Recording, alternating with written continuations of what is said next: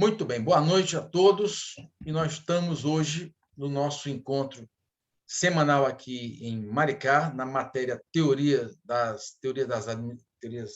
administração, segundo período, e nós vamos hoje vamos começar o nosso assunto hoje falando das teoria dos sistemas. Hoje nós temos 3 assuntos muito bons, apesar de serem assuntos pesados, 3 autores, 3 fontes pesadas, Jack Welch, Schumpeter e Kondratiev. E nós vamos, primeiramente, falar um pouquinho de teoria sistêmica. Hoje é o nosso último encontro antes da nossa P1, próxima aula já é a nossa P1. E da primeira aula até hoje, né, você que assistiu, está tudo gravado lá, mas você tem a apostila, você tem um livro de Dalberto Chiavenato.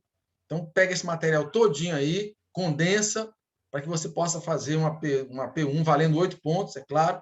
Né? Os 2 pontos são essas ótimas apresentações que nós temos trazido aqui. E isso tudo está compondo essa nossa, eu falei agora para o Reginaldo, a erudição, né? Essa erudição acadêmica para compor a nossa matéria. Então, o assunto agora, teoria dos sistemas. Teoria dos sistemas. Beleza. Vamos dar uma do americano, passo a passo, step by step. Sistemas. Toda vez que o professor explica uma coisa mais vertical, academicamente o nome disso chama-se epistemologia.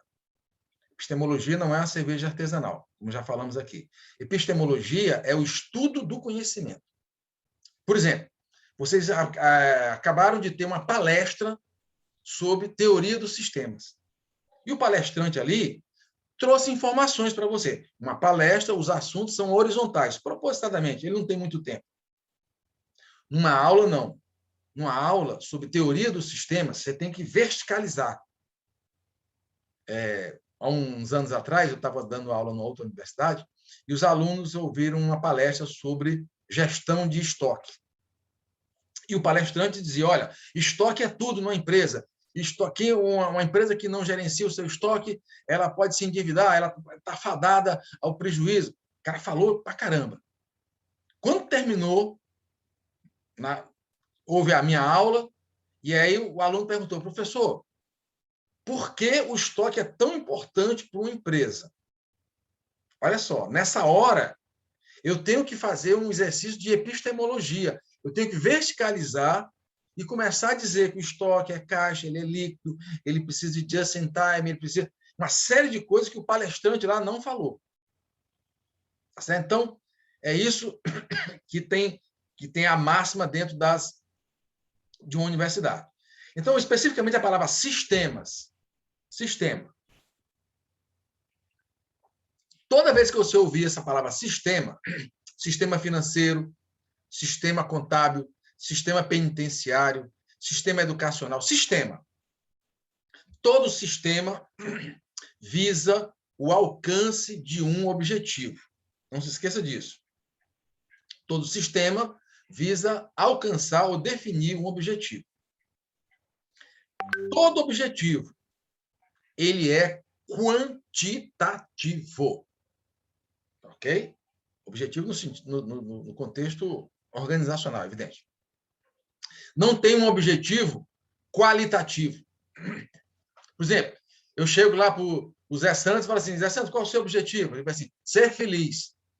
Bom, legal, Zé Santos, legal ser feliz. Mas como é que eu boto isso numa métrica, numa régua? De 0 a 10. Então, você vai dizer assim, é muito subjetivo isso, Bezerra. Sim, porque são valores. Então, o sistema educacional, ele define um objetivo quantitativo. Ele pode dizer o seguinte, vamos diminuir o número de analfabetos no Brasil, vamos aumentar o número de doutores no Brasil. Ele dá alguma coisa ali numérica. Então, a teoria dos sistemas, aqui que eu estou falando para vocês, ela entra nesse viés quantitativo. E esse aí é o desenho sistêmico. Aí você fala assim, você já esqueceu, mas na primeira aula que eu tive aqui com vocês, eu falei assim, meus amigos, o administrador tem que ter uma visão holística e sistêmica. Vocês já esqueceram isso aí, mas não vai cair na prova, não. Eu quero que você entenda isso aí. Holística, a palavra grega, vem do holos, do todo. Você tem que ver o todo e atacar nas partes. Nós fazemos isso na empresa. Você tem que entender a empresa todinha e atacar no departamento que está dando mais problema, no setor mais complicado, e assim vai. Isso é uma parte holística. E ela é sistêmica. Ou seja, se é sistêmica, ela está em movimento visando justamente o alcance desses objetivos organizacionais. O desenho sistêmico ele é composto por isso aí que vocês estão vendo no slide. Entrada, processamento, saídas e feedbacks. Retroação.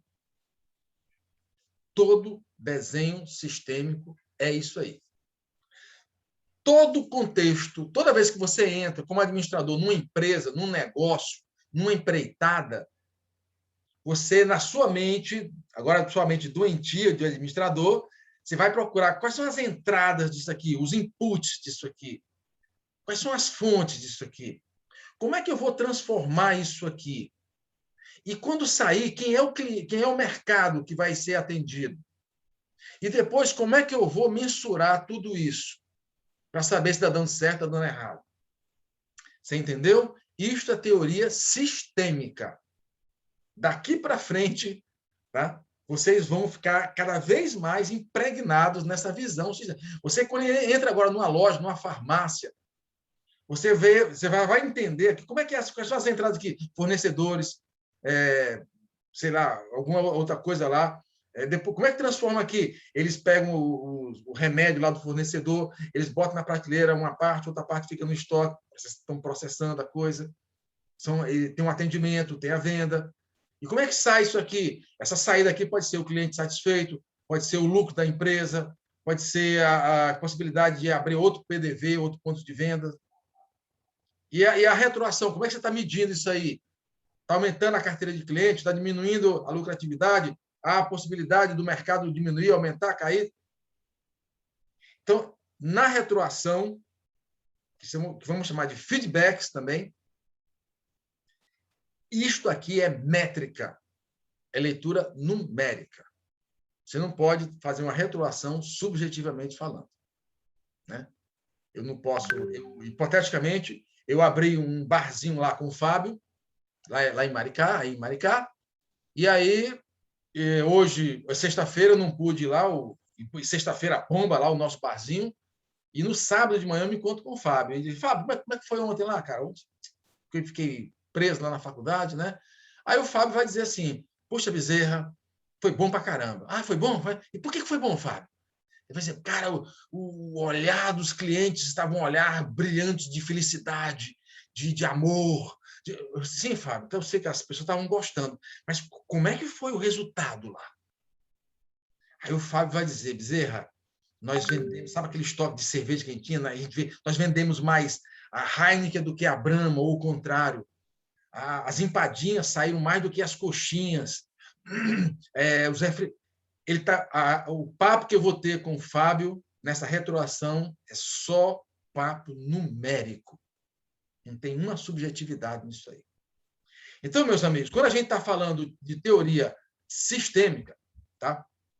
É muito importante. Opa, não está certo. Quando a gente está falando de teoria sistêmica, nós estamos falando aqui, vamos começar do começo. As entradas. Nós vamos trabalhar isso bastante no quarto período, uma matéria, eu espero estar lá com vocês, chamada Gestão de Processos. Gestão de processos, ele começa, primeira aula de gestão de processos é mostrando a teoria sistêmica.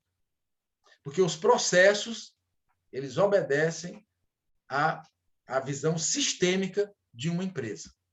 Por isso que essa matéria, Gestão de Processos, é talvez uma das mais importantes que tem no curso. Ah, Bezerra, é porque você dá aula. Não, é porque se você não entender o sistema, se não entender os processos do negócio, da empresa, você não tem como gerenciar. Como é que você vai ler?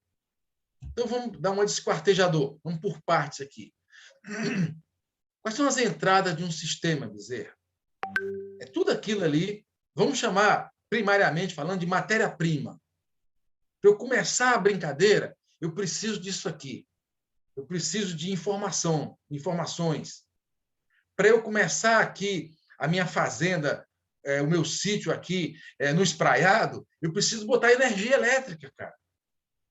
Eu preciso de pessoas para trabalhar comigo aqui. Eu preciso ter uma infraestrutura. Tá? Essa é a entrada do meu negócio aqui. Aí eu pergunto aos senhores e às senhoras aqui. Você precisa me responder, só para... É uma provocação. Toda a informação, toda a energia, todos os recursos humanos servem para o meu negócio? Aí você vai dizer, não, Bezerra, nem todo. Vou dar uma entrada aqui, fazendo a provocação com você. O dinheiro, a grana, é uma entrada. Todo o dinheiro serve para alavancar como entrada para o meu negócio, para a minha loja? Você fala assim, pô, Bezerra, dinheiro, cara, pô, tá de brincadeira, cara. Dinheiro é sempre bom. Eu estou perguntando se todo o dinheiro serve. Aí você, não, peraí, tem que ser um dinheiro que não tenha mancha de sangue, que não tenha mancha de corrupção, que não tenha mancha de bandidagem, senão eu vou ser preso. Tem que ser um dinheiro limpo. Então, vamos embora. Tá bom, Bezerra, entendi, mas o que você quer dizer com tudo isso aí? Nas entradas da visão da teoria sistêmica, a palavra-chave é critérios. Critério ou critérios. Você, quando vai trazer funcionários para a sua empresa, você faz lá na entrada ali um negócio chamado recrutamento e seleção. Aí eu faço a mesma pergunta agora para você. Todo funcionário serve para a sua empresa, para o seu negócio? Não, eu preciso fazer uma seleção, preciso fazer uma triagem. Aqui o trabalho é mais complexo, o cara precisa entender um pouquinho de tecnologia de informação, o cara precisa entender um pouquinho de caixa, entendeu? Essas coisas assim são critérios. Então, aqui são as entradas. Uma vez que essas entradas foram bem criteriosas, você usou uma peneira, você vai fazer a transformação disso aí. Matéria-prima. Eu tenho uma fábrica de lápis, um exemplo bem primário. Matéria-prima é madeira, grafite. Eu vou selecionar o meu fornecedor, né? E aí eu tenho a melhor madeira, melhor grafite, e agora eu estou transformando. Eu estou fabricando o meu lápis dentro da minha fábrica aqui. Né? Para eu transformar bem, é porque as minhas entradas foram bem escolhidas. Aquele exemplo do meu funcionário, se eu fiz um bom recrutamento de seleção, na hora que eu estou aqui dando treinamento dele, treinamento são nas transformações, dando treinamento e fazendo os primeiros ensaios perante a clientela, eu vi assim, caramba, aquele meu critério de recrutamento e seleção foi bom. Porque a transformação ela vem a reboque da entrada, ou das entradas. E, finalmente, chegamos na saída, ou nas saídas. Aquele exemplo do lápis agora. Matéria-prima, madeira, grafite. Transformação, transformei em lápis. Saída, ele vai para o mercado. Ele pode ir para o comércio atacadista ou varejista. Ele vai para lá. Ele pode ir para um armazém ou ele pode ir para lojas. Lápis. Né? E aí, eu vou agora fazer a minha mensuração, a minha retroação, para saber se tudo que eu fiz agregou ou desagregou. Tá? Então, entrada, palavra-chave, critérios. Transformação ou processamento, palavra-chave que você tem aqui, a própria mudança. Né? Mudança. Você é aluno da universidade, você entrou lá no começo desse desenho e agora você vai passar 8 períodos aqui num processo de transformação, de processamento. E você vai sair. Quando você sair aqui, você vai para onde? Para o mercado. Quanto mais feedbacks positivos nós tivermos que os nossos egressos estão sendo rapidamente absorvidos pelo mercado, melhor será esse nosso relatório. Tudo bem? Isso aí é o primeiro desenho, né, do que eu quero trazer para você. Primeiro, pit stop. Dúvidas sobre isso? Algum comentário, dúvidas? Tudo bem? Não, dúvida não. Eu gostaria de fazer uma pergunta. Assim, o sistema, então, na realidade, é a funcionalidade do negócio? É a funcionalidade, é como entram as informações, como entra tudo, a transformação e a saída. Tá. É o processamento? Não, para. Vamos embora. Legal, você usou uma palavra agora muito legal. Você falou o quê? Funcionalidade, não é isso? Funcionalidade, isso. Muito bem. Eu chego para você, o Matheus levantou a mão, e daqui a pouco, Matheus, vou te dar a palavra aí. Eu digo assim, ô Zé Santos, eu quero que você me dê a análise funcional da minha loja. Eu tenho uma lojinha, hipoteticamente, aí em Maricá. Aí vocês... Toda vez que você ouvir essa palavra funcional, aí você... O que é uma coisa funcional? Você vai dizer, é que funciona. Sim, claro que funciona, meu filho. Tá? Mas tudo que é funcional significa que está numa ideia padronizada. Entendeu? Então, cuidado quando você vai usar essa palavra. Você fala assim, Bezerra, então esse desenho aí é a funcionalidade de um sistema? Sim, desde que tenha critérios de entrada, que seja bem transformado, que tenha boas saídas. Ou seja, eu preciso de uma padronização. A padronização, que nós vamos estudar também no quarto período, é quando o seu sistema, a sua empresa, os seus processos estão azeitados. A padronização evita retrabalho, evita prejuízo. Tá certo? Então, respondendo a sua pergunta, Zé, quando isso aí está bem ajustado, ela vai trazer, sim, uma funcionalidade nesse sistema, no caso, a fabricação do lápis. Sim. Houve uma boa escolha da matéria-prima, nós temos maquinários legais e nós temos uma carteira de clientes, atacadistas e varejistas, onde vai dar o escoamento da nossa produção. Isso funciona. E no se feedback, né? não for assim, aí nós vamos falar já sobre isso. Tá? Legal. Okay. Matheus, você levantou a mão aí. Ô, Bezerra, você falou palavra-chave de entrada e transformação. A palavra-chave de saída seria mercado? Opa, legal. Beleza. A melhor saída de um sistema, não se esqueça disso, representa a entrada num novo sistema. Olha a maluquice que eu falei agora para você, Matheus. Não entendi. A melhor saída de um sistema representa a entrada num novo sistema. Porque quando o meu lápis sair ali, ele vai ser legal se eu já vender para o atacadista e para o varejista. Porque se eu não sistema vender... atacadista, né? Atacadista ou varejista, tanto faz. Não, sim. Aí vai entrar nesse sistema. Se eu não vender, Matheus, ferrou. A minha produção vai ficar empatada. Entendi.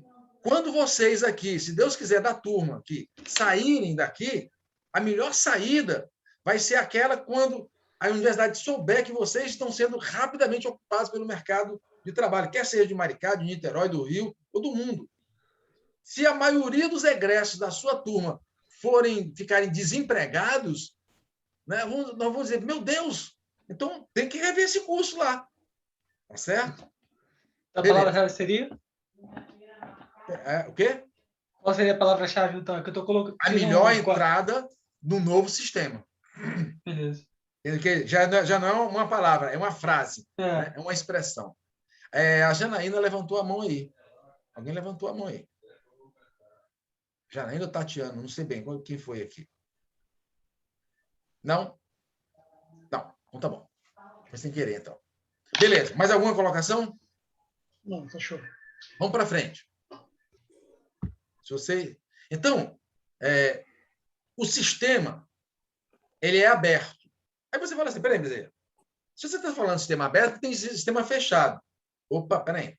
O que é um sistema fechado? Nada entra, nada sai. Então, meus amigos, prestem atenção. Você vai ler isso em vários livros. Sistemas abertos, sistemas fechados. Não existe sistema fechado. Ponto. Não existe. Só existe sistema aberto.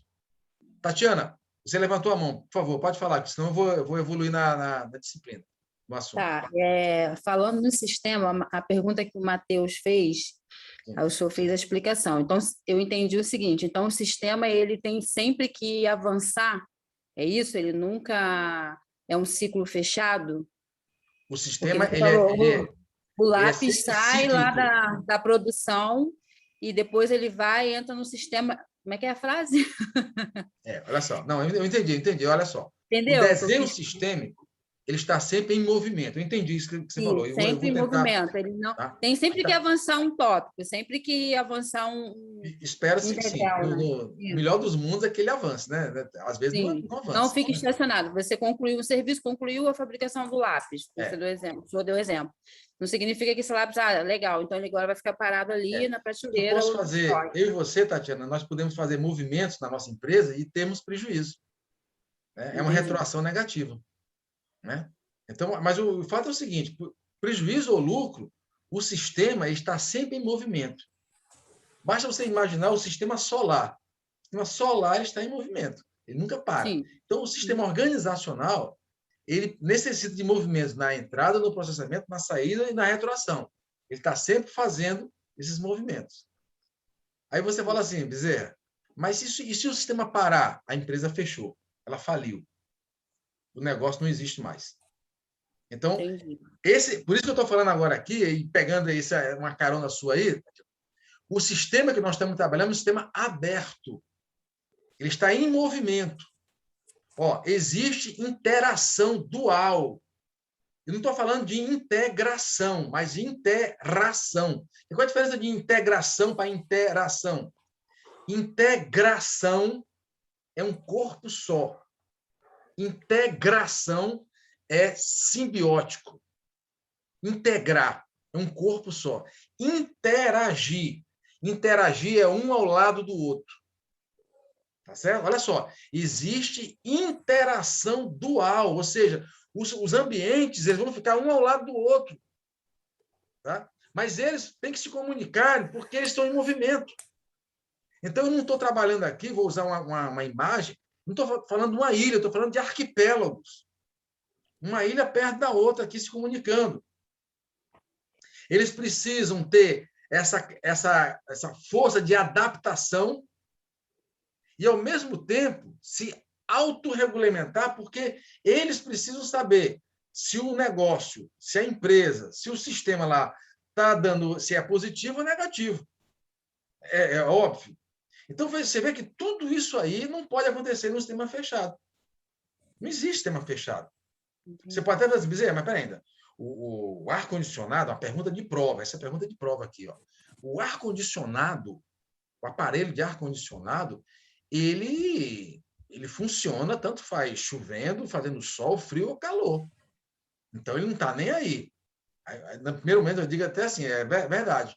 Nesse primeiro momento, o ar-condicionado, o aparelho de ar-condicionado, ele pode ser caracterizado como um sistema fechado. Só que, para ele funcionar, ele precisa de energia. Então, eu tenho que plugar ele numa tomada. Nessa hora, quebra o sistema fechado. Ele entra como sistema aberto. Há um input ali chamado energia elétrica. Tá certo? Quando entra energia, sai o ar, né, Bezerra? Então, sempre que entra, sai alguma coisa. Aí você fala assim, poxa, Bezerra, mas estão perdendo tempo com esse negócio de sistema aberto. Não. Isso é coisa de academia. É só para dizer que existem sistemas abertos e sistemas fechados. Fala, meu amigo Matheus. Ô, Bezerra, quando você falou dessa palavra de interação de dois corpos em simbiose, é como se fosse tipo duas empresas. Se uma empresa começar a decair ou algo do tipo, a outra também vai acabar decaindo, né? Se elas estiverem numa leitura de integração, isso. Pode ser que uma ajude a outra, as duas evoluam ou as duas caiam. Ah, tá. Então, integração são dois corpos em simbiose. Não, e integração... Peraí. Integração, olha aqui, é um corpo só. Ah, tá. Tá? E interação é dois corpos. Integração. Interação, como está escrito ali, existe interação. Interagir é um ao lado do outro. Quer dizer sobre setores da empresa. Interação. Isso, exatamente. Quando eu faço um organograma, uma caixinha ao lado da outra, aquilo ali é um desenho de interação. Mas quando eu falo assim, a empresa do Matheus, nessa hora eu estou fazendo uma leitura de integração. É apenas uma retórica, certo? apenas uma retórica. Você tem que saber o que é integrar e interagir. Tá? Isso não vai cair na prova, não, Matheus. Vamos para frente. Tá? Mas é legal. Isso aqui, olha, essas perguntas que a gente faz aqui são perguntas que vão alimentar justamente a nossa cultura organizacional, a nossa cultura acadêmica. Organizacional, acadêmica. Alimenta mesmo o nosso vocabulário. Vai mudando o entendimento. Muda o entendimento. Exatamente. Senão você não estaria fazendo faculdade. Pô. Essa explicação aí de interação. Parece bobagem, né, cara? Interação, integração, parece bobagem, né? Ó, de novo aí, alguém está é. perguntando o que é uma coisa ou outra. Integração. Não perguntei, professor, não perguntei. Eu falei, é legal saber essa diferença, que às vezes a gente fala sem saber o quê. Gostei de saber da integração e interação. Gostei de saber da diferença. Ó, você vê que no dia a dia já. Quando o Zé Santos falou da funcionalidade, eu corri logo para explicar o que significa funcionalidade. Porque às vezes a gente usa frase, palavras, a gente não sabe qual... Toda vez que eu falo a palavra funcional, eu estou falando de padronização. Padronização. Tem que ter padrão. E, claro, que ela tem que funcionar. Isso aí. Né? Bom, então, olha só. As características do sistema aberto, só para a gente terminar aqui, para a gente ver os 3 shows da noite aqui, nós compramos 3 ingressos aqui para o show da noite. E caro, hein? Exatamente. Boa, então. Então, eu tenho aquilo que eu falei das entradas, né? A parte externa.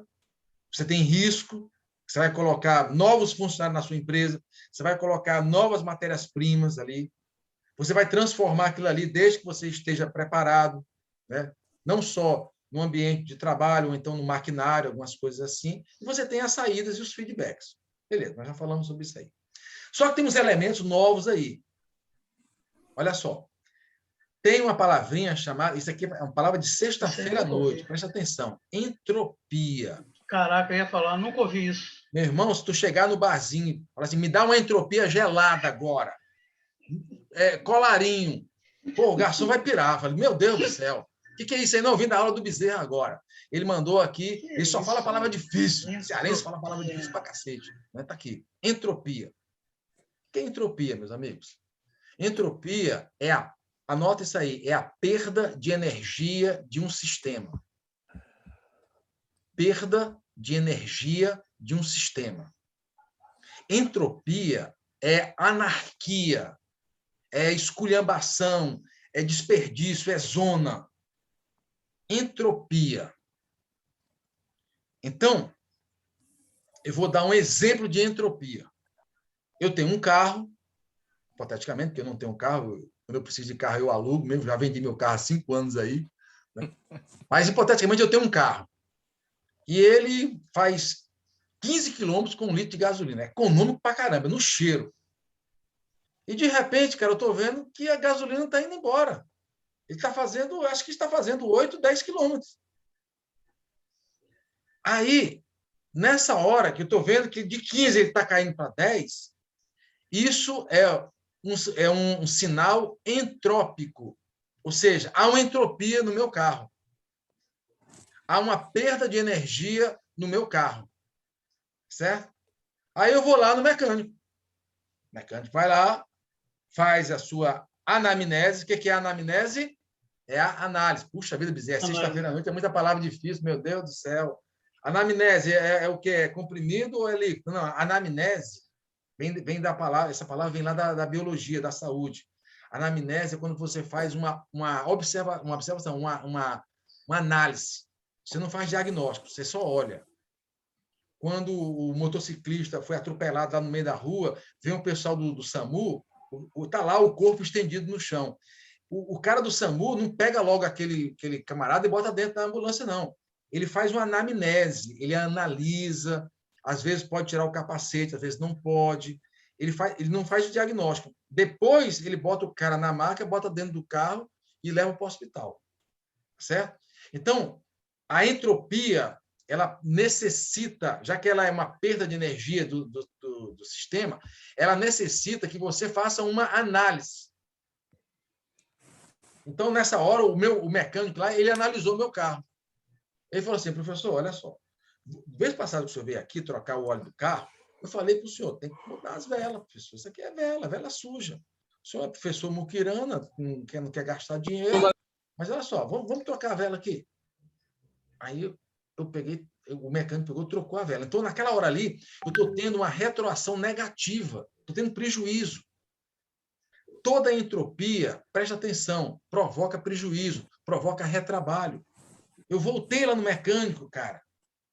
Eu paguei de novo a consulta dele lá. E gastei dinheiro com uma vela nova.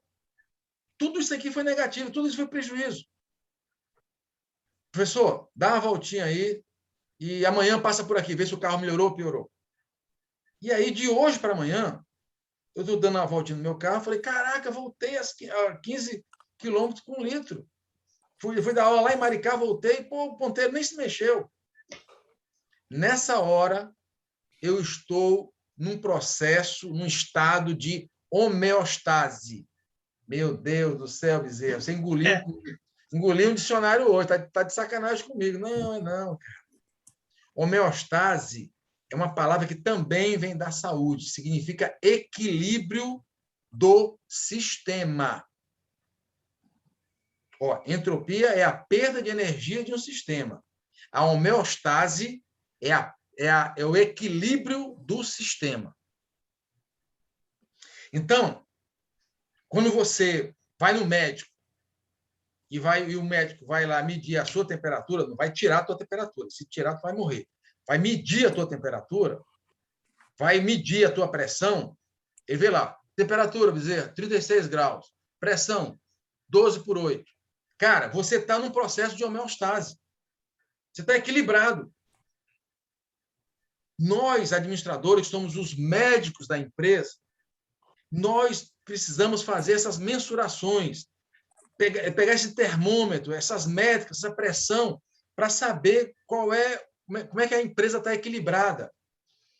E vocês que são profissionais aqui, são analistas de mercado, vocês que não terminaram a faculdade aqui, vocês não vão ser administradores, não, gente. Vocês vão ser analistas de mercado.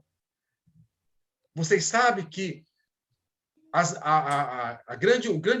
saúde da empresa, a primeira saúde da empresa, está ligado diretamente à sua saúde financeira. Política de caixa.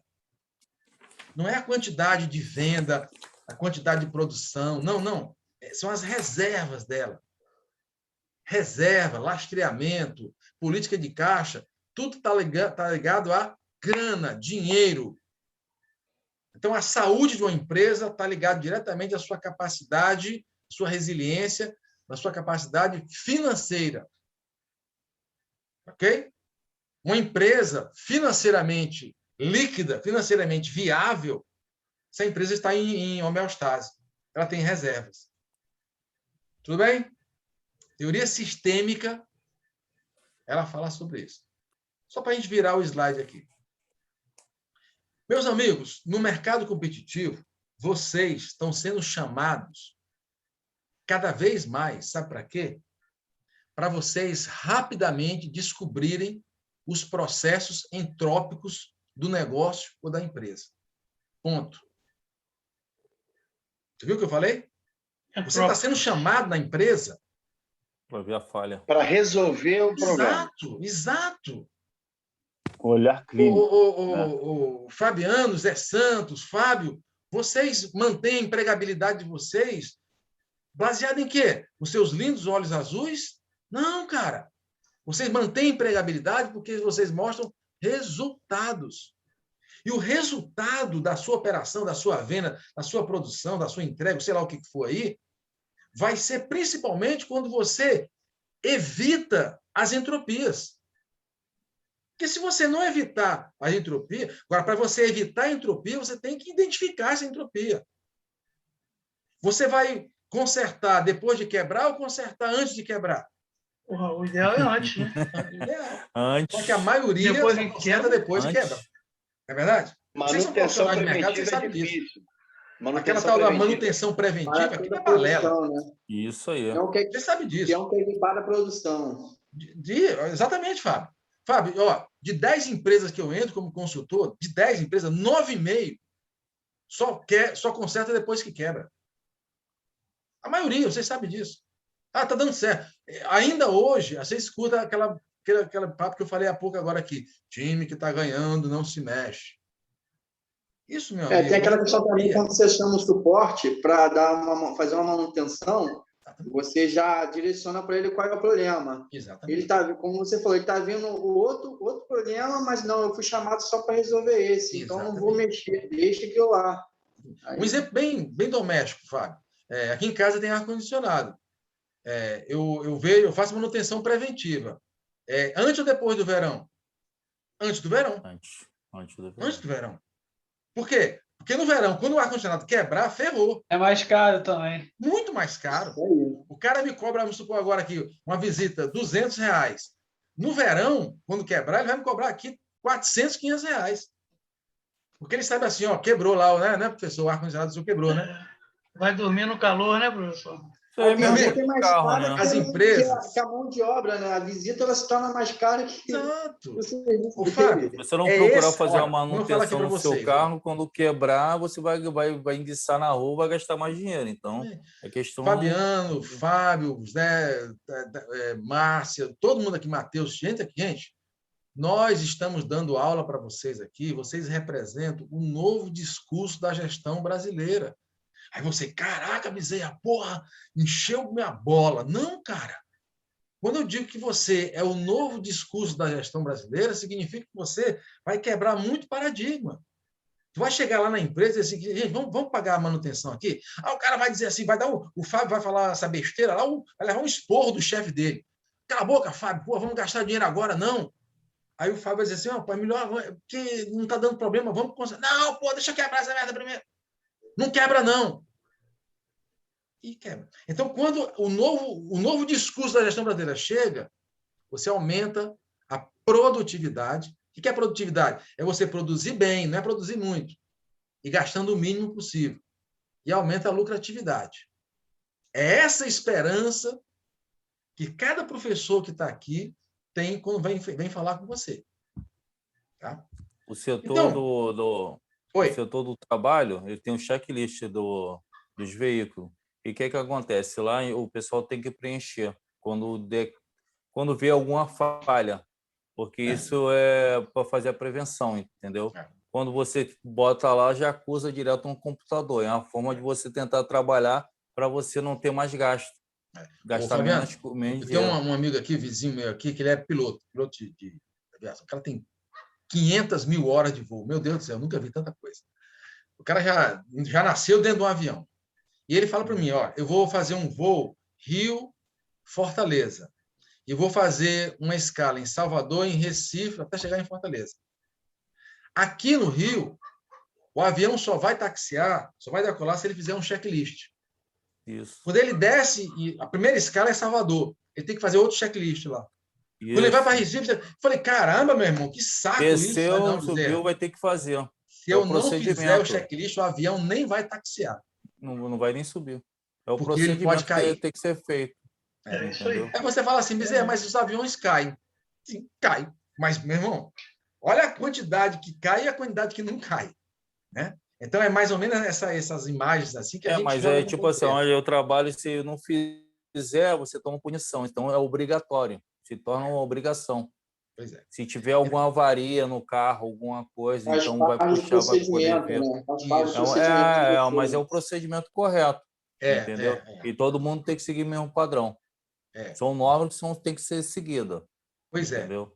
Então, olha só, quando a gente está nesse contexto aqui, só para a gente finalizar aqui, essa parte de análise, mesmo de crítica, olha o que está no seu slide aí, ó. Ampliação da visão dos problemas organizacionais, olha só. Então, a visão sua já não é mais... Qual é o mantra do problema hoje? Apaixone-se pelo problema, mas acerte nos processos, meu filho. Olha só. Você tem que se apaixonar mais do problema do que se apaixonar mais na solução. Por quê? Uma sacada muito estratégica, muito boa. O cliente é especialista em problema, não especialista em solução. Então, você tem que se apaixonar pelo problema. Ainda bem, né? Exatamente, para você ganhar dinheiro. Claro. Você resolver rápido. Se o seu cliente não trouxer problema, você está com sério problema, meu filho. Vai viver de quê, né? Vai viver de quê? Então, eu preciso ter esse caráter integrativo, eu tenho que saber que eu não posso sozinho fazer tudo, preciso de parcerias. Eu não sei resolver essa parada aqui, eu vou ligar lá para o Fábio. Fábio, resolve essa parada aqui. Isso é uma visão integrativa. Eu tenho um time. Em consultoria, isso é muito comum. Também na minha equipe. Minha equipe é toda feita de egressos. Os caras foram meus alunos. Os caras são melhores do que eu. Eles não Cada um faz uma parte. E nessa hora eu me fortaleço. Cada um atua numa parte, Bezerra? Graças a Deus. E eu não entendo nada do que eles fazem. São bons pra caramba, os caras. Tipo especialização, né? O cara se torna especialista naquela área e acabou. Literalmente. Possibilidade da compressão, né? Da compreensão dos efeitos sinergísticos. O que é sinergia? São duas caras fazendo um trabalho que vale por 10. Você tem a possibilidade de você criar sempre essa sinergia. Porque aí você vai ter que... Se você fizer um critério bem feito lá do recrutamento e seleção da sua empresa, você vai ter funcionários muito bons. E, finalmente, a visão do homem funcional. Olha aí, ó, de novo a palavra. Não é o homem que funciona, não. É um homem metodológico. É um homem ligado a processos. Como eu já falei para vocês aqui várias vezes, né? Vocês estão fazendo a faculdade aqui para vocês aumentarem cada vez mais a capacidade metodológica de vocês. Ser metodológico não tem nada a ver com ser perfeccionista. Tá? Isso aí, uma coisa é uma coisa, né? Outra coisa é outra coisa. E a gente precisa, como a imagem está mostrando aí, a gente precisa parar de reclamar das coisas e ver as oportunidades. Só que a oportunidade, meu amigo, como diz o americano, né? Segundo o americano, ele diz que a sorte é quando você está preparado. Sorte, muito interessante, quando você está preparado, aí a oportunidade vem. Muito interessante. Então, você vê, eu e você, quantas oportunidades, vamos chamar de o famoso cavalo selado, né? Quantos cavalos selados já passaram na minha frente? Isso é verdade. E eu não montei. Aí você fala assim, eu não montei por quê, Bezerra? Porque eu não estava preparado, cara. E aí, por favor, não vamos usar aquela frase doentia, a oportunidade só bate uma vez na porta. Para com isso. Frase de... Eu vou até aproveitar que está gravado aqui. É a frase de Zé Ruela, de perdedor. Fala. Bate várias vezes na porta da gente. Só que nós não estamos preparados. Muito bem. Então, esse é o último assunto da nossa P1. Tá?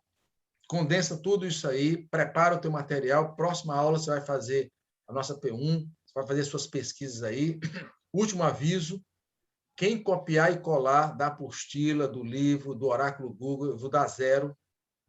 Dizer, eu vou recorrer ao Supremo, ao Gilmar Mendes, pode recorrer o que você quiser, meu filho. Se você copiar e colar, é 0. Eu tenho um farofino aqui que eu vejo lá, eu vou falar assim, cara, o cara não fala desse jeito. E tem questões discursivas. O cara não fala desse jeito. Não é possível. Baixou um santo errado no cara aí ou um santo certo. Porque lá na aula ele não fala assim. Então, não faz isso, não. Exercite a sua capacidade de pesquisa, né? E você vai fazer uma boa prova, se Deus quiser. Bom, chega de papo furado, que hoje nós temos aqui 3 shows já encomendados aqui. Quem vai ser o primeiro show da noite? Ok. Quem vai ser o segundo show da noite, então? Vai ser o terceiro show também, bora. Você não falou que ia seguir a ordem aí, que a gente até falou, você, não, tem que ver a sequência aqui. A nossa aula é uma aula sem ordem, de desordem. Então vamos lá, Nicolai contra Cheve. Manda bala. Esse é o homem do espraiado. É isso? Isso. Aula de entropia. Você vai compartilhar por aí ou eu compartilho por aqui? Não, você compartilha aí. Beleza. Tá aqui o cara aqui. Deixa eu abrir aqui o... Vamos saber quem é. Pode ser que não tenha associado o nome à pessoa. Vocês vão ver que vocês conhecem o cara aí. Tá? Vamos lá. Então, olha só. Vou compartilhar aqui. Tá aqui. Estão vendo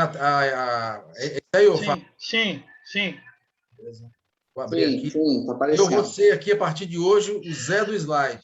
O Zé do slide, a única função é passar slide. Ixi, Maria, peraí. Vocês colocaram ele naquele super automático, não? Não. Oi. Peraí. É que mesmo? Não, é antes, professor. Primeiro tópico. É isso aí? Não. Tá subindo.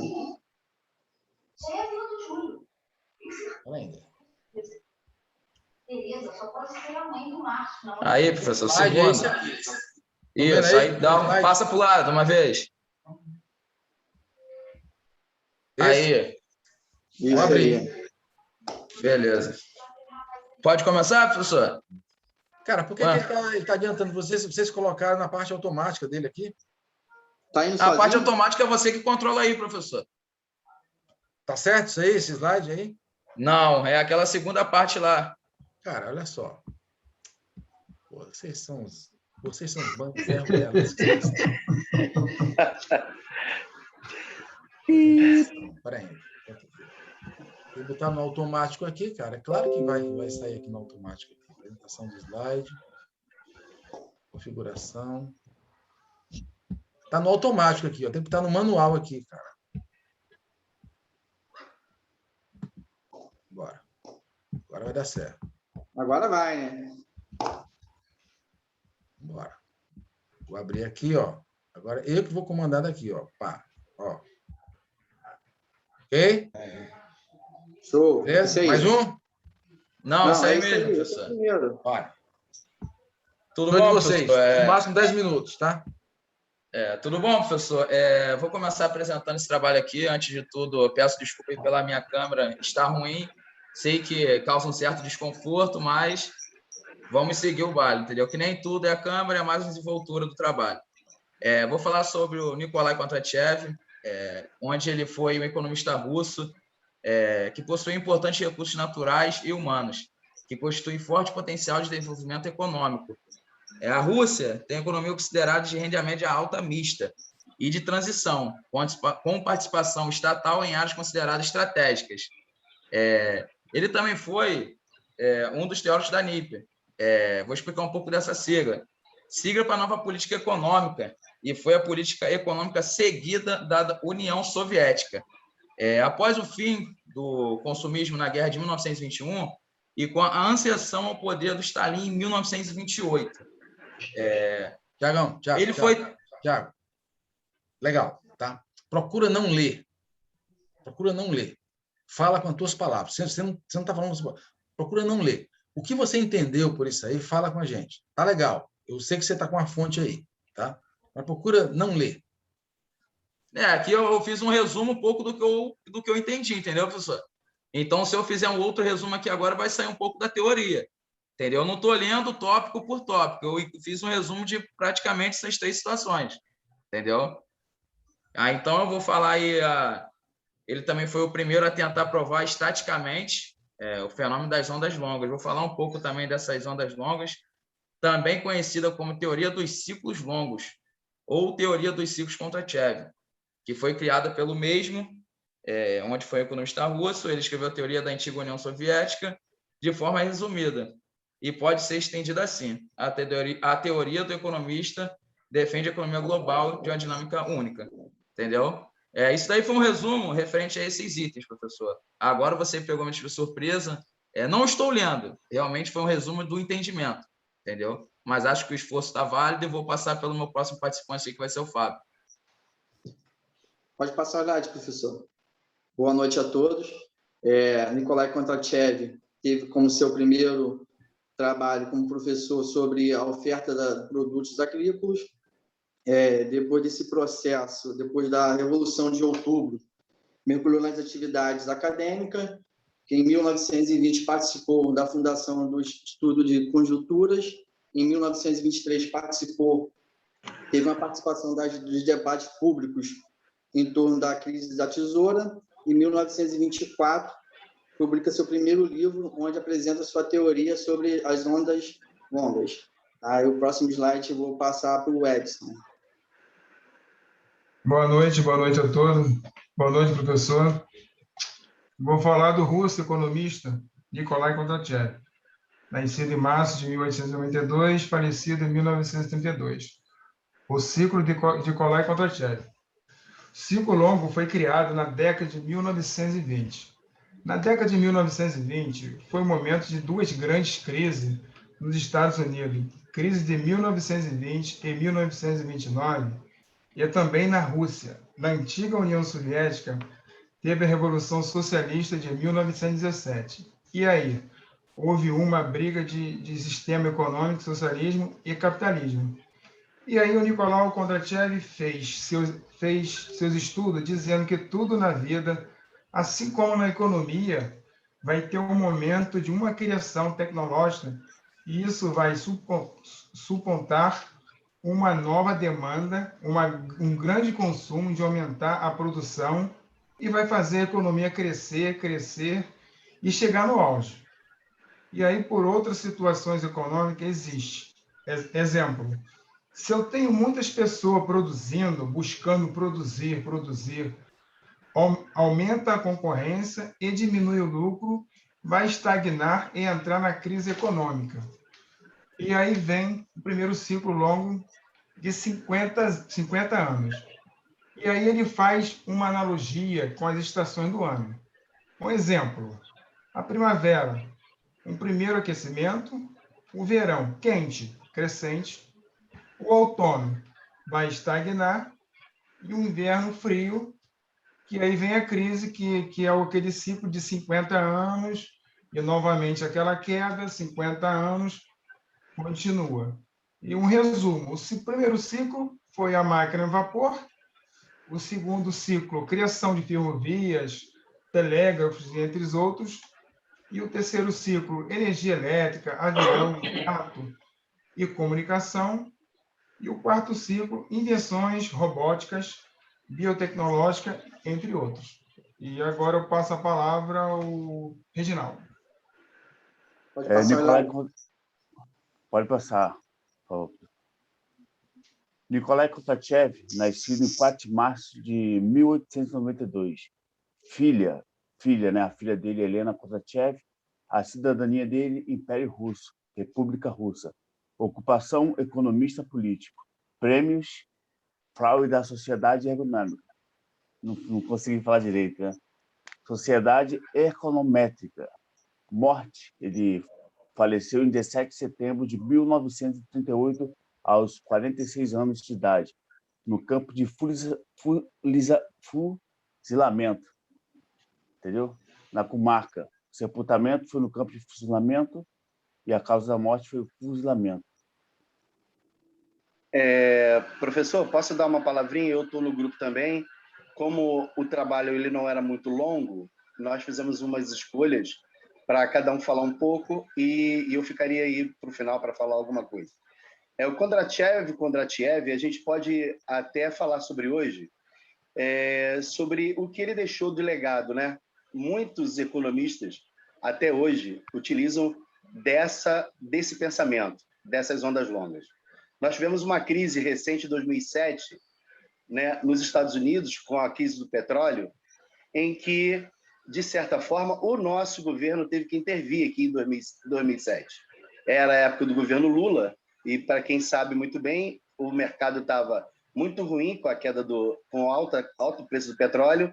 O Lula lançou o PAC, né, que é o Programa de Aceleração do Crescimento, e também tirou o IPI. O que ele fez no Brasil?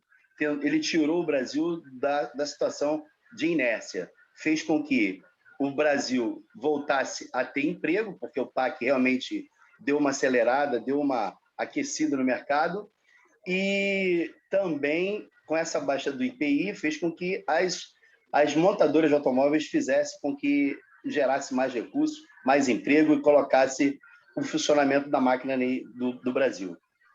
Então, o Kondratiev continua aí nas nossas vidas. Alguns gostam e alguns também não gostam, mas eu acho que ele deu aí um passo muito importante na área de administração, na área da economia, entendeu? Para todos nós. E o último slide aí são as fontes dele, professor, e finalizou. Ok. Mais alguma coisa? Não, sim. Não. Muito bem. Pesquisa legal, né? O centro do estudo de Kondratiev é isso aí, são as ondas. Né? Kondratiev, como foi falado aí, o cara morreu jovem, né? O Stalin vai lá e mata o cara porque faz a oposição, ele era um crítico à economia. Stalin estava, além de matar muita gente lá, ele estava impondo uma problemática no país, que vocês sabem a história disso aí, e o Kondratiev ele não estava batendo palma como todo mundo estava batendo, ele estava explicando que aquilo ali, né, ele deve obedecer uma onda de economia, onde, como vocês estão vendo aí, no primeiro momento é uma prosperidade. Uma prosperidade pode ser até enganosa ou uma prosperidade mesmo consolidada, que não foi o caso da Rússia, né? E por ser no Brasil aqui também não, porque nós somos um país do terceiro mundo, né? Por mais iniciativa que a gente tenha, graças a Deus que a nossa economia ela sempre reage, né? Como está reagindo agora, como reagiu ontem e vai reagir futuramente também, mas sempre tem um sinal, segundo Kondratiev, um sinal de prosperidade. Essa prosperidade, segundo Kondratiev aqui, ela tem uma vida útil. É isso que o ciclo do Kondratiev ele tenta fazer, porque ele bota parâmetros de 40 a 50 anos, mais 40 a 60 anos, como está escrito aí. Então, no primeiro momento, há um up de prosperidade, mas só que tem uma vida útil. Porque essa vida útil ela vai se alongar de acordo com a preparação daquela economia. Tá vendo? Essa economia que nós estamos falando aqui, ela pode ser uma economia pujante, como é o caso norte-americana, europeia, né? E no caso, naquele momento da Rússia, não era. Tá? E aqui no Brasil também, a nossa economia, nós temos um juro alto. O que é o juro? O juro é o preço de uma moeda. Né? Então, nossa economia ela tá sempre como a economia da Argentina, a economia do Chile, os países melhores aqui da América Latina. O resto é figuração. Né? A reboque, o Uruguai. Então, o Kondratiev ele faz um estudo econômico muito legal sobre isso aqui. Entenda que a prosperidade, a permanência dela é pela capacidade de infraestrutura que aquele país, que aquela economia tem. E depois disso aí, aí o planeta todo ele segue depressões, porque são ondas. Na economia, nada é linear. O Kondratiev ele falava isso e a galera dizia, não, aqui na Rússia, para frente e avante.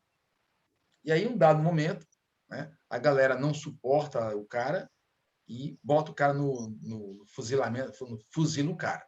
Mas ele é muito importante porque ele deixou escritos que, na época que ele morre, ninguém leu. Por isso que o Schumpeter é importante na vida do Kondratiev. Schumpeter, ele lê Kondratiev. John Maynard Keynes lê Kondratiev. Tá? Nem que seja algum resquício, eles leem. O John Maynard Keynes e o Schumpeter são contemporâneos. Então, essas fontes aí foram muito importantes para esses caras aí. Só que o Kondratiev, coitado, foi um cara que não deu ibope. E aí eu parabenizo aí a equipe, né, pela pesquisa, pela boa pesquisa que vocês fizeram, porque o Kondratiev você lê mais nos cursos de economia e pós-graduação do que em administração, principalmente no segundo período. Tá? Então, nessa hora aí, a pesquisa foi legal, bem feita. Tá? A crítica que eu faço, principalmente, é a não leitura de slides. Por quê? Porque vocês colocaram muitos gráficos, muitos textos aqui. Né? E você não pode... Aqui já é uma coreografia de mercado, de venda de ideia. Não coloque textos mínimos no seu slide. Porque se você colocar texto lá, o seu cérebro vai mandar você ler. Reginaldo, por exemplo, leu todo o slide aí.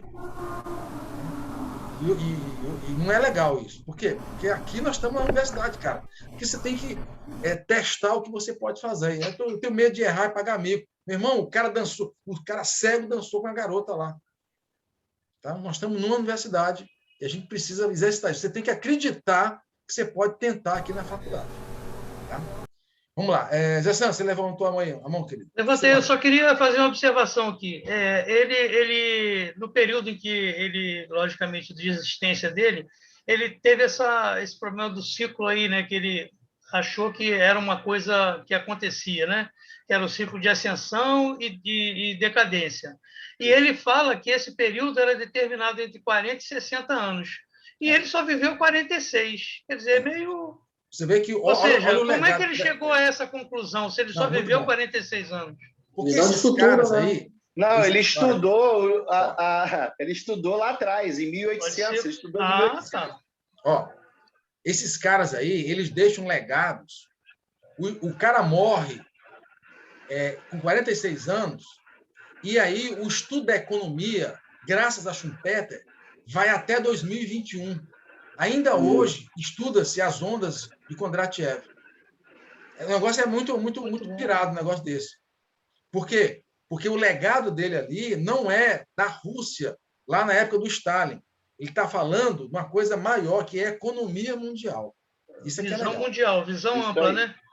É verdade. Pô, legal, Obrigado, bacana, valeu. pô. Muito legal. Fala, seu Lucas, o que você manda? É só que ele também tem, tipo, dá para ligar um pouco com o Toffler, né? Em relação às ondas de Toffler. É o Toffler que está ligado a ele. Sim, certo? sim. Sim, eu fiz Esse cara bebe da fonte desse aí. Vai legal. Você vê que os estudos, o Kondratiev, e aí vou pegar uma carona de você, Lucas. O Kondratiev, ele ajuda o Schumpeter, ele ajuda o Toffler, ele ajuda a economia hoje a entender cada vez mais. Schumpeter daqui a pouco vai ter uma visão diferente aí. Mas deixa o pessoal falar primeiro de Schumpeter. Ele sabe que as ondas, elas têm a sua... Não é nada linear. E tem que entender essas variáveis. Nós, da administração, nós trabalhamos isso como variáveis. Então, o cara deixou um legado, aproveitando a pergunta ali do Zé Santos ali, ele deixou um legado muito grande, mesmo tendo morrido lá. O cara morreu em 1938. 38. Pô, 38, a Rússia estava lá, uma bandeira do comunismo lá, de tudo que é jeito lá. Isso, né? isso. Mas é muito rico essa constatação do estudo do Kondratiev, principalmente quando ele vê que mesmo o homem morrendo, a ideia permanece. Essa é a história que... É isso aí. E ele forma opinião de acordo com o que a história ensinou ele, né? O que ele tem de ensinamento da história. No primeiro momento, ele faz uma pseudo-leitura conjuntural, mas verdadeiramente o estudo dele vem até 2021. Pô, legal. Pode ter matado o cara, mata o cara lá, mas a ideia do cara ficou. Isso aí. Legal. Vamos falar um pouquinho de Schumpeter? Podemos? Sim. Podemos? Beleza. O pessoal demorou a beça para responder, mas tá bom. Schumpeter, a equipe do Douglas. Deixa eu estou abrindo aqui. O nosso grupo acabou mandando um, só que aí a gente editou e acabou mandando um segundo já, mais completo. Não sei se você viu. Deixa eu ver. Está abrindo aqui ainda, está demorando a beça, não sei por quê.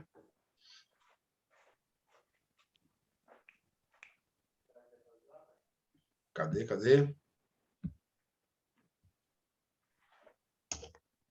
Ué, aqui. Opa, pronto.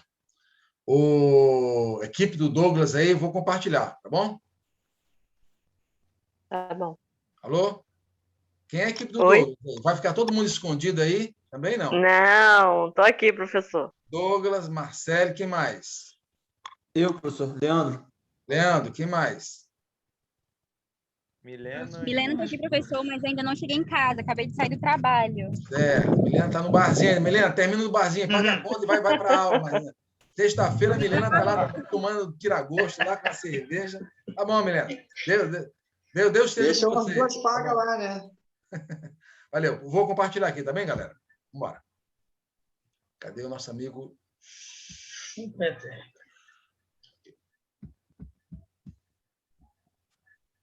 Beleza? como ir até o final para ver se esse já é o editado já? Que já está com...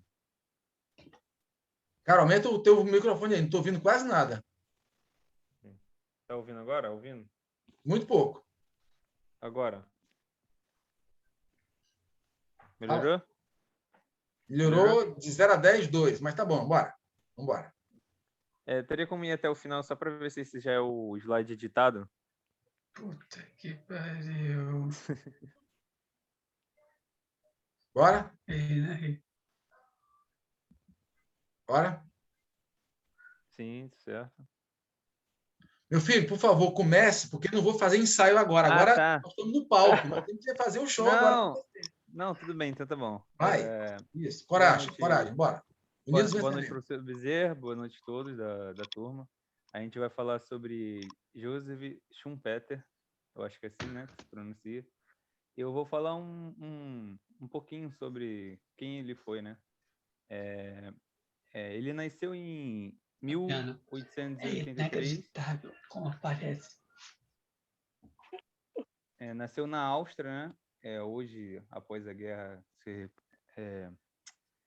se localiza mais ali na República Tcheca e teve sua educação humanista. Douglas, me perdoe, você tem que botar esse microfone junto à sua boca, eu não estou ouvindo mesmo quase nada, não sei se é só eu aqui, tá? Deixa eu só tirar... Agora melhorou demais. Melhorou? Vou começar do começo, então, já que não estou escutando. Agora ficou show, Douglas. Ficou mesmo. Mudou tudo. Valeu. Então, voltando, eu vou falar sobre Joseph Schumpeter e vou falar mais um pouco sobre quem ele foi, né? Ele nasceu em 1883 na Áustria, que hoje, após a Segunda Guerra, é mais conhecido como República Tcheca, e teve sua educação humanista numa instituição jesuítica. Ingressou na Universidade de Viana, em Direito, em 1901. Passou, logo após a universidade, ele passou alguns anos dando aula, né, em universidade, até que em 1919 se tornou ministro de Finanças da República Austríaca. Mas ele acabou ficando pouco tempo, nem um ano, questão de meses, porque ele assumiu a presidência do Banco Biedermann de Viana, onde ele acabou enfrentando a falência do banco em 1924 e voltou a dar aula até 1950. E ficou conhecido como um dos mais influentes economistas da história. Pode passar para o próximo slide, por favor. Obrigado. Agora o próximo, que é o Leandro. Boa noite, gente. Boa noite a todos aí. Boa noite. Venho falar aqui do pai da inovação. Teoria da inovação. Em termos simplificados, essa teoria defende que, quando uma empresa introduz uma nova inovação no mercado, a economia atravessa um período de crescimento. O lucro cresce, gera-se mais empregos, a renda dos consumidores aumenta, porém, conforme a inovação começa a se disseminar, adotada por concorrente com seu consumo generalizado, deixa de ser um fator de crescimento. Desta forma, a economia entra em uma recessão.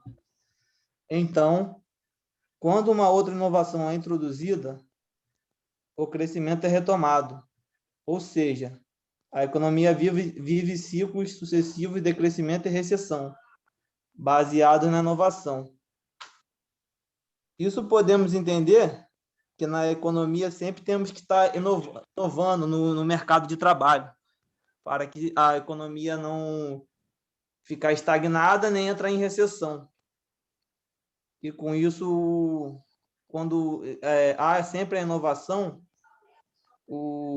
tende que a renda sempre retoma, né? Retoma o crescimento.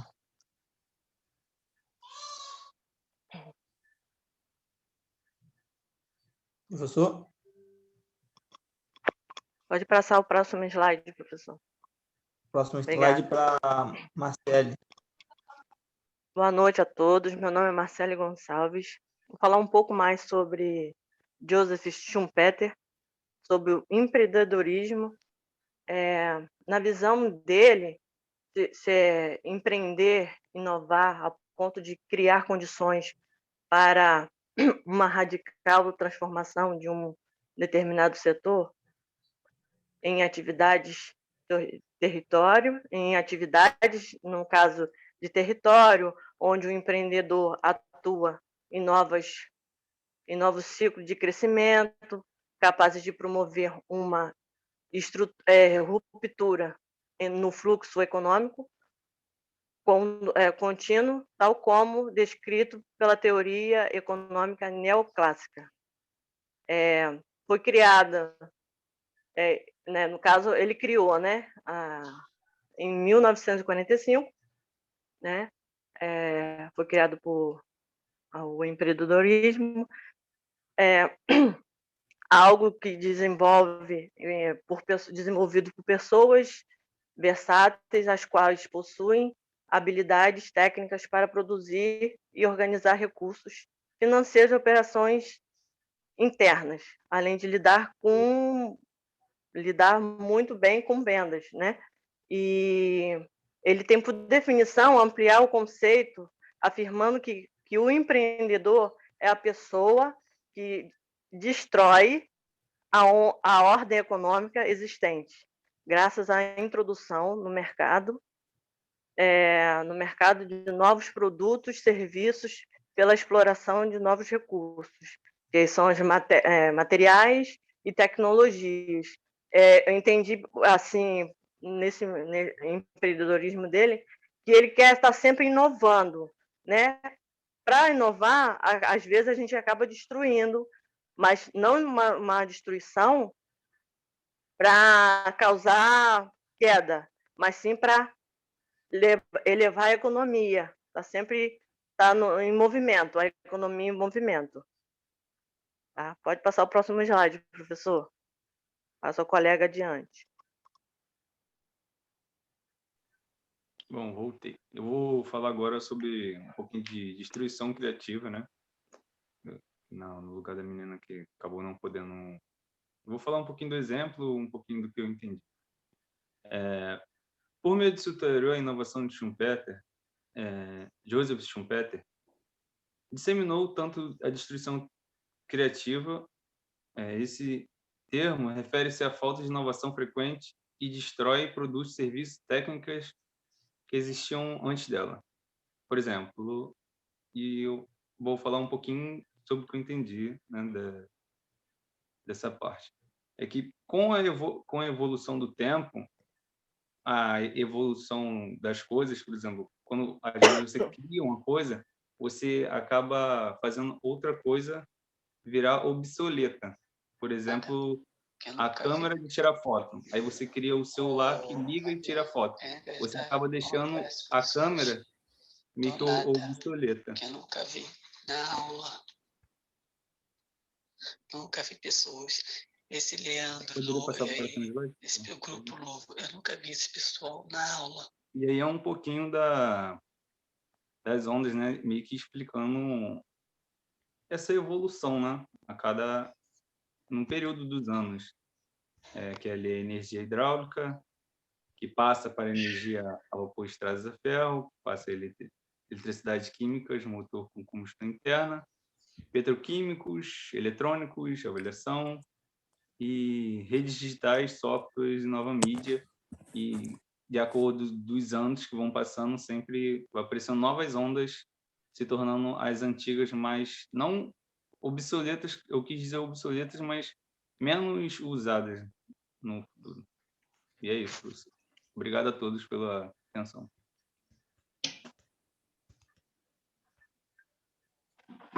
E o próximo, passo o próximo, por favor, esqueci. É a fonte de onde a gente tirou a pesquisa. Obrigado a todos. Boa noite. Vamos lá. Olha só. Primeira posição aqui. Legal a pesquisa, né? colocaram os pontos relevantes, mas esse slide aí é o slide chave, não é Joseph Schumpeter, é Joseph Schumpeter. O I, lá naquele país da Áustria, né, tem um som, o J tem um som de I. Tá? Então, mas eu não sei falar austríaco. Meu filho, dane-se. Você não precisa falar. Você tem que parecer falar austríaco. Eu não falei sem falar inglês. Pareça falar inglês. É a mesma coisa da mulher de Nero. Ela não precisa ser honesta, ela tem que parecer ser honesta. No mercado competitivo, você está na plateia aqui. Eu estou falando isso aqui porque eu gostaria que vocês vissem a gravação da apresentação de vocês, para vocês evoluírem bastante. Porque essa apresentação que vocês fizeram agora aqui, eu estou sendo aqui professor de vocês. Se eu disser que está bom, está ruim. Tá tudo errado aqui. Tá? Se eu disser que não, tá legal, cada um deu o melhor de si. Não, não é isso. Você está na universidade, meu filho. Então, por favor, vocês têm que melhorar muito, porque o poder de argumentação de cima desse material aqui, vocês fizeram uma boa pesquisa, mas venderam muito pequeno. Cadê as argumentações? Como eu falei assim, para de ler, vai fazendo aqui. Schumpeter, ela merece muito mais exemplos, como o Kondratiev também. Então, eu quero pedir para a equipe lá de Kondratiev e a equipe aqui, assista esse vídeo, para você dizer assim, cara, vou melhorar isso aqui. Tá? Estamos num momento aqui de venda. E eu estou vendendo parte competitiva. Dizer está escola? Não. Você não é o professor. Por favor. Joseph Schumpeter, ele bebe da fonte de Kondratiev, porque tanto Kondratiev como Schumpeter começam um estudo lá na Revolução Industrial, na Inglaterra. A diferença do Schumpeter para o Kondratiev, principalmente, é porque o Schumpeter ele coloca a tecnologia aí. O Kondratiev é uma leitura muito econômica. É o mundo da economia. Aqui não. Aqui é o mundo da inovação, como bem vocês falaram, envolvendo a tecnologia. E nessa hora, todo mundo que estuda empreendedorismo tem que beber da fonte de Schumpeter. Porque essas ondas que ele criou não eram ondas de 40 a 60 anos, como o Kondratiev fez. Eram ondas que iam diminuindo cada vez mais de acordo com o avanço tecnológico. O tamanho da onda de 1785 é bem menor do tamanho da onda de 2020. Nessa hora, Schumpeter ganha muito, porque ele cria a destruição criativa. O que é a destruição criativa, que é o ponto-chave de vocês aí? Destruição criativa significa quando uma nova tecnologia surge, ela destrói a tecnologia antiga. O primeiro passo disso foi lá na Revolução Industrial, lá na Inglaterra. Criaram a máquina. Na hora que cria a máquina, muita gente ficou desempregada. O que aconteceu, então? Você só pode ganhar emprego se você aprender a usar a máquina. E eles as poucas pessoas que aprenderam a lidar com a máquina voltaram ao mercado de trabalho. Então, a máquina, lá em 1785, na Inglaterra, era tecnologia. E isso acelerou muito essas ondas. Essas ondas começaram a diminuir. É claro que tanto Schumpeter como Kondratiev, eles responsabilizam as guerras como um dos grandes estimuladores para a chegada das novas tecnologias, das novas mudanças, no caso aí. Mais Schumpeter do que Kondratiev, ele diz que entre uma guerra, Primeira Guerra Mundial, Segunda Guerra Mundial, isso aí faz com que a coisa funcione bem acelerado. Né? Claro que Schumpeter não está falando de internet. Schumpeter morre em 1956. Então, ele era austríaco. Né? E a cidade, vocês colocaram aí Viana, é Viena. Tem alguns erros de português aí no slide. Não existe essa cidade chamada Viana lá na Áustria. Tem Viena. Então, nessa hora aqui, Schumpeter ele nos brinda com a necessidade do empreendedorismo, da inovação, mas usando a tecnologia. Tecnologia que o Schumpeter está falando aqui é tudo aquilo que ajuda o homem no seu processo evolutivo. Joseph Schumpeter, portanto, é um estudo também pouco usado dentro do mundo da graduação, a não ser em matérias ligadas à parte de inovação e empreendedorismo. Mas, mais uma vez, aqui nós estamos usando aqui 2 pesos, né? Schumpeter pega, depois que o Kondratiev morre, Schumpeter, sei lá como, consegue os livros lá do Kondratiev e bota para que o Ocidente conheça aquilo que o Kondratiev escreveu lá na Rússia, toda blindada, toda fechada. Foi graças a Schumpeter que a gente conheceu os estudos de Kondratiev. E as pessoas falam assim, mas o Schumpeter aproveitou e colou do Kondratiev. Não. As ondas de Schumpeter são diferentes das ondas de Kondratiev. Pela última vez, um fala a parte econômica, o outro fala a parte de inovação tecnológica. Ok? Muito bem. Muito obrigado pela participação da turma aí. E, finalmente, nós estamos agora no mundo do Jack Welch, né? Jack Welch, o grande,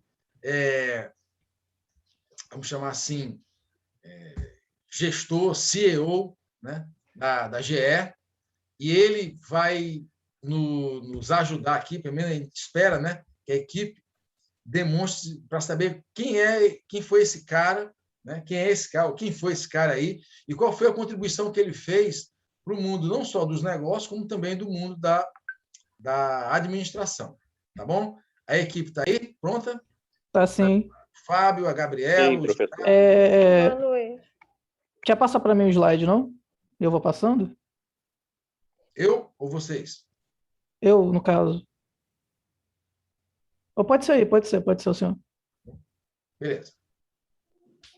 Então, eu vou falar um pouco sobre o início da carreira deles. Pode passar o slide.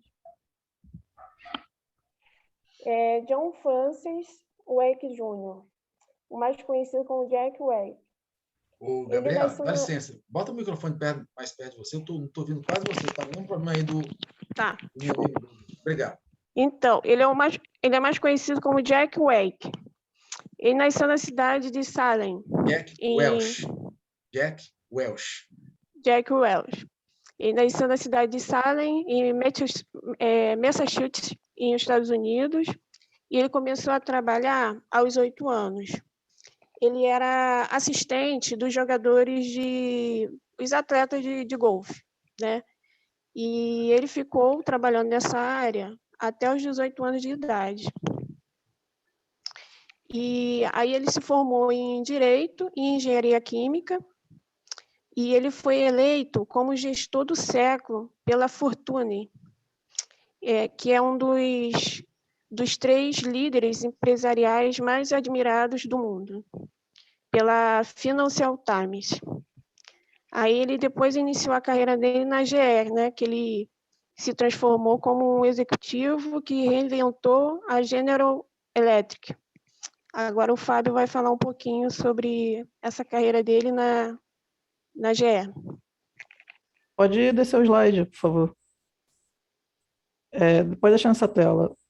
Eu vou começar falando um pouco da GE, né?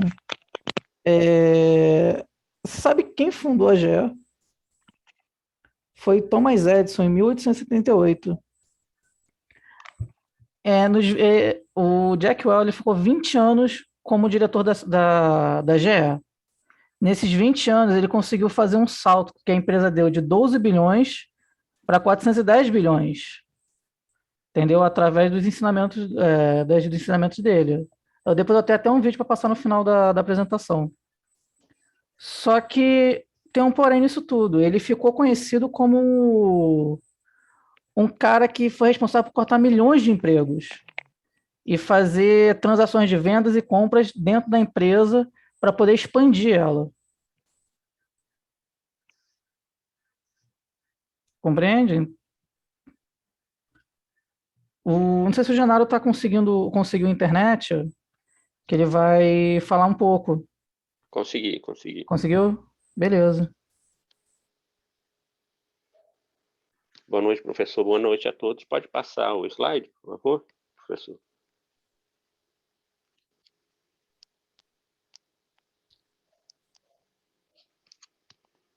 Então, conforme o Fábio falou aí, ele, durante esses 20 anos que ele ficou na GE como líder, ele chegou a CEO da empresa, né, fazendo com que a empresa tivesse esse ganho, né, se tornasse a terceira maior empresa do mundo. E numa das entrevistas que ele deu, né, como gerente do século, que foi ali por volta do ano 2000, que ele recebeu esse prêmio, ele, durante a entrevista, ele até lembrou de um fato interessante, que foi a explosão do telhado da fábrica, isso logo no início, né, nos primeiros anos dele na empresa. E ele foi chamado a Nova York para conversar a respeito desse fato com o chefe do chefe dele. E ele, nesse momento, até achou que seria demitido, né? E foi surpreendido, porque lá ele, além de ter sido tratado com uma certa gentileza, vamos dizer assim, né? O chefe do chefe dele ensinou ele, né? Através desse tratamento gentil, vamos dizer assim, pelo método socrático, né? Que seria uma técnica, que é uma técnica de investigação, né? E ficou indagando a ele se ele sabia o que tinha acontecido, o que ele faria, por que ele estaria fazendo daquele jeito, ou por que ele fez desse jeito, enfim. E dali foi que ele teve a ascensão, começou a ascensão dele dentro da empresa, né? Pode passar, por favor, o slide? O fato curioso foi esse que eu comentei agora. O próximo, por favor. Então, os prêmios mais importantes que ele recebeu foi o de gerente do século, como já comentamos, ali durante o ano, foi na década ali no ano 2000, pela revista Fortune. Em 2005 foi quando ele foi eleito o CEO, né? Mais admirado dos últimos 20 anos. E depois, por último, ele foi considerado o maior líder, né? Vamos dizer assim, administrativo da atualidade. O próximo, por favor, professor. O final de carreira dele foi em 2001, que na verdade foi em 2000. Ele saiu da empresa, só que ele continuou trabalhando como consultor para a empresa, né? E em 2001 ele faleceu de insuficiência renal. O senhor autoriza eu passar o vídeo que eu separei aqui dele? Não, pode passar sim. Deixa eu tirar aqui a tela aqui. Pode passar aí.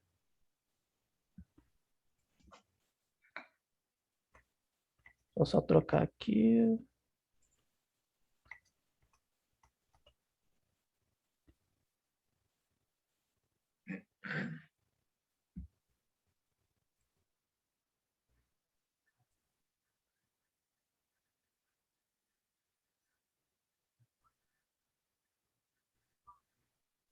Fábio, na hora que você vai compartilhar, na parte, lá no rodapé do seu lado esquerdo, tem uma teclazinha lá que pede para você botar o som.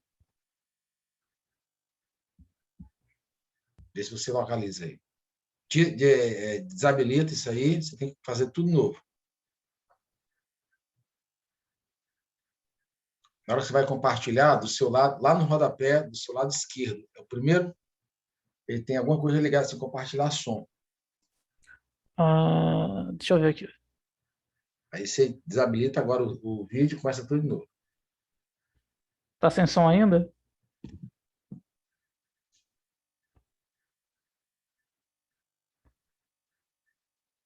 Agora eu tô nem som, nem imagem agora. É que você tem que fechar o compartilhamento e abrir ele de novo. Exatamente, você tem que sair entendi. e voltar. Só um minuto, por favor. Tá. Isso. Agora, na hora que você for compartilhar, eu vi, eu tô vendo aqui, já tô vendo aqui. Compartilhar som. Isso. Vamos lá? Vai. Tá alto? Business is like a game. It's fun. It's fast. Deve aumentar o som um pouquinho, tá bom. In business, the team with the best players wins. The Welch Way Management Training Program is all about building that team. It's all about developing great managers. The kind of managers who know how to create winning strategies, who innovate relentlessly, and lead authentically. And most important of all, deploy the best approach to people management. Look, there are tons of options out there for management training, but our program is different. We deliver a proven, battle-tested game plan for winning, one that helps companies succeed and careers flourish. It's real stuff that I know gets results and makes great managers. Managers who know how to get the most out of their people. It's the stuff that transforms the way teams and companies perform. Our courses cut right through theory to give you a playbook of immediate, actionable leadership skills that you can learn today and bring straight to your team tomorrow. They're designed to make you the best manager you can be and help you win in business and in life.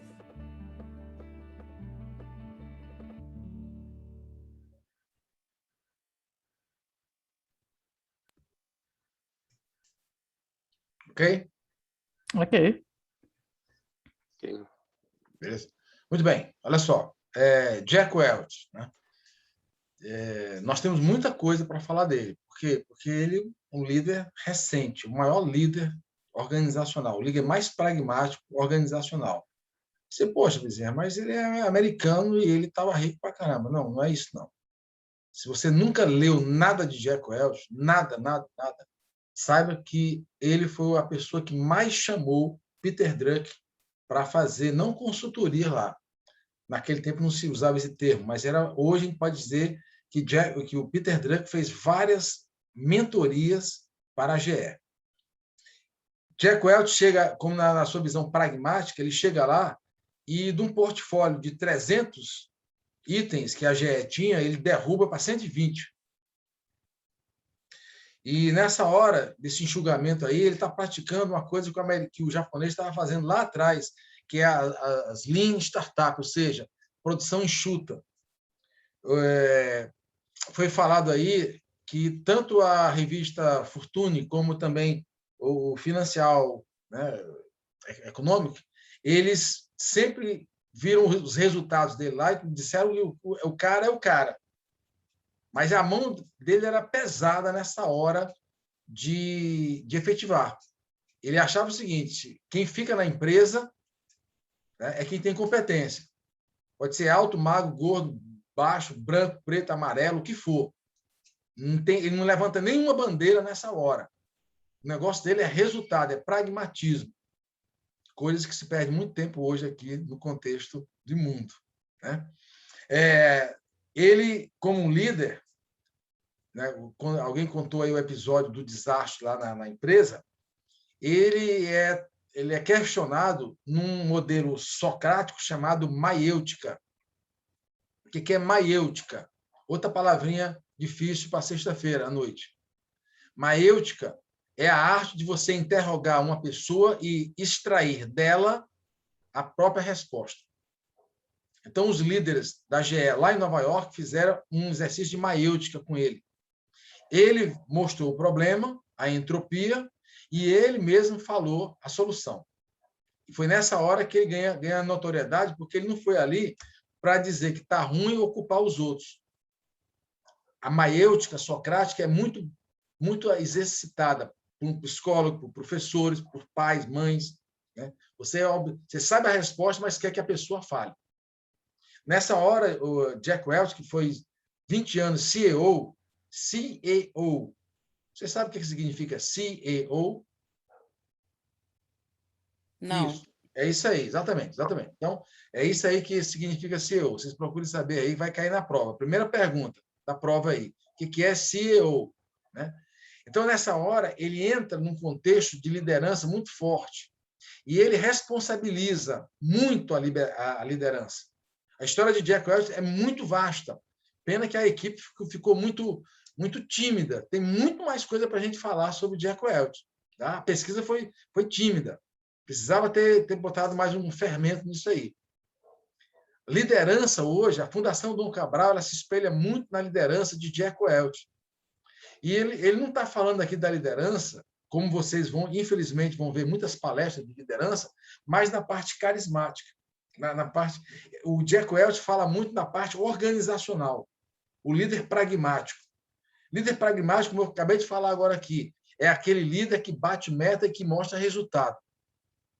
Enquanto você não mostrar resultado, você não tem vaga na empresa de Jack Welch.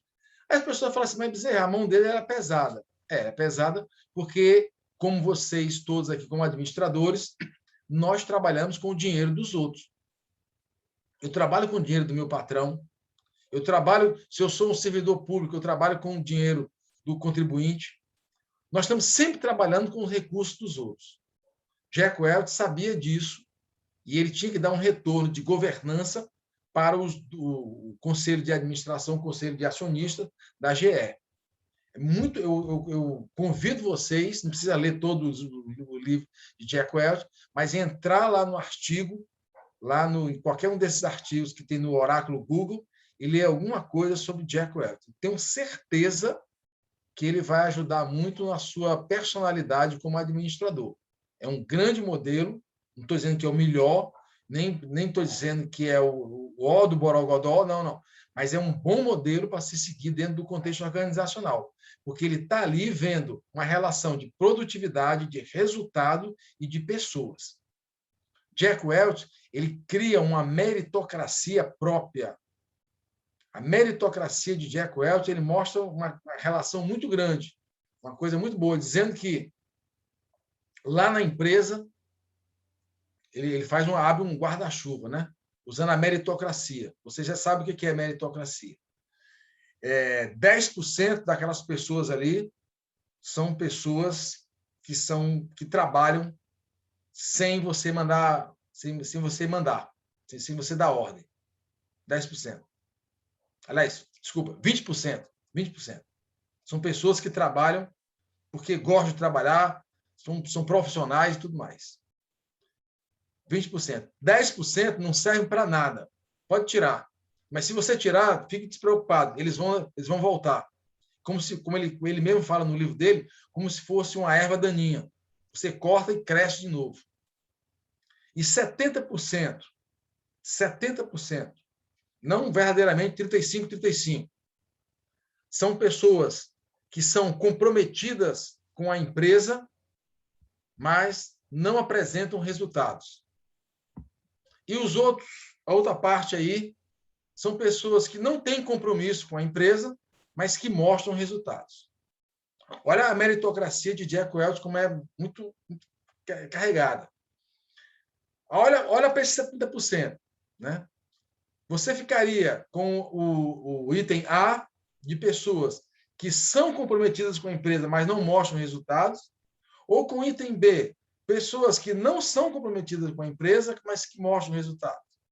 É óbvio que você vai ficar com o item B. Mas, Bezerra, as pessoas do item A amam a empresa, veneram a empresa. No sentido pragmático, elas não mostram resultado. O que mostra resultado, e aí cada um de vocês aqui sabe disso, que vocês trabalham em empresas, não é tudo por dinheiro, nem tudo por razão, mas você sabe o que mantém a sua empregabilidade e a capacidade de resultado que você tem lá. E não se fala mais nisso. Por quê? Porque esse é o mundo. Qual é a natureza de uma empresa? Lucro. A natureza da empresa não é fazer boas ações, boa vontade, boas intenções. É lucro. Porque a empresa é uma empresa numérica. Né? E é nesse contexto aí que Jack Welch vai nos ajudar bastante. Ok? Bom, é muito legal a gente ter trabalhado esses 3 pontos. Mais uma vez, convido as 3 equipes que vejam a gravação da venda de vocês. Entendo as minhas críticas como críticas acadêmicas. Para a academia, eu já falei aqui para vocês, não tem aqui esse negócio de crítica construtiva e crítica destrutiva, não existe isso.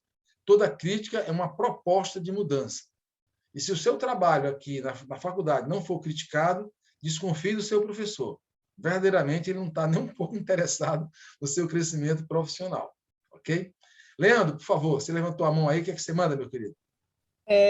que tem muito disso, né? As pessoas acharem que o amor ou os sentimentos na empresa é suficiente. Tipo, eu gosto de trabalhar aqui, eu amo isso. Mas se não apresentar resultado, a empresa falha, fecha e todo mundo fica amando nada. É verdade. Jack Welch fala mais uma coisa também, né? Aproveitando a caroninha final sua aí. Eu sou chefe de uma equipe, eu sou professor aqui, pronto. Todos os alunos me amam, me veneram, eu sou o melhor professor da vida deles, legal, né? E não me entendo com o meu coordenador, tá? Quem vai te demitir, né, é o coordenador. Mas os alunos vão fazer um abaixo-assinado, vão fazer um repúdio, fica Bezerra. Irmão, Jack Welch é muito claro, muito racional. Você tem que se entender primeiro com o seu chefe, depois com a sua equipe.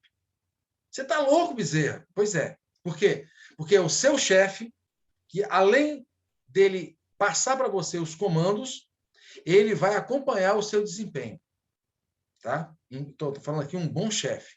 Né? E a equipe, e os alunos, tudo mais, isso aí você tem que fazer um bom serviço para eles. Mas a minha empregabilidade aqui, tá? No sentido de ficar aqui, é o meu coordenador que define aqui a minha empregabilidade, vendo os meus resultados. E, claro, sabendo que os alunos estão satisfeitos com isso aí, sabendo que os clientes estão satisfeitos, sabendo que os funcionários estão satisfeitos. Tá? É mais ou menos isso que a leitura de Jack Welch. Então, num dado momento, Jack Welch é muito racional, mas é muito bom, porque ele evita um pouquinho do que o Leandro falou aí, evita essa parte afetiva e envolve mais a parte racional. Ok? Muito bem, meus amigos. Muito bom estar com vocês. Falamos hoje coisa pra caramba aqui. Boas apresentações. Vou desejar a vocês um bom final de semana. Usem álcool, não bebam tanto álcool, mas usem mais álcool do que bebam álcool, que é melhor, tenho certeza. Continue usando essa máscara aí, maldita, até sei lá quando, daqui a uns 30 anos, vamos abandonar essa máscara aí. Tá? E próxima aulinha, vamos ter o nosso pergunta. Tenho certeza que vocês vão se dar bem, porque a nossa discussão aqui está sendo muito mais voltada para o aprendizado do que para o estudo. Tá? E, havendo qualquer dúvida, basta passar uma mensagem para mim. Ok? Bom final de semana para todos. Ok, professor. Boa noite. Valeu, boa noite. Boa noite.